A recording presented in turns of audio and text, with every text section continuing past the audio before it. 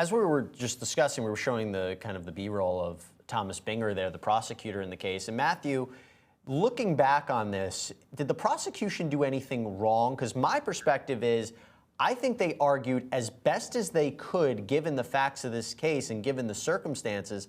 I will say this, given all of the controversial moves that maybe the prosecution made throughout the case and maybe some of the limitations they had, the closing argument I thought was fantastic.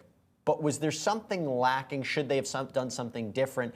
Does Thomas Binger go back and get blamed for this? Or was this just the circumstances of the case and just the jury at the end of the day felt that the facts lended more towards self-defense? Yeah, I've been very vocal about this. I think that the prosecution had a couple of major missteps. Things along the procedural safeguards in procedure and how we cross-examine people and things of the sort. That's one thing. But even more, actually, I think it stems back all the way to how they brought the conviction, how they brought the charge. I'm sorry. They should have brought a reckless charge. Had they framed this as reckless, they could have framed this entire trial as a reckless indifference. He was reckless in taking the gun. He was reckless in going into a swarm of people, and he was reckless for taking a shot.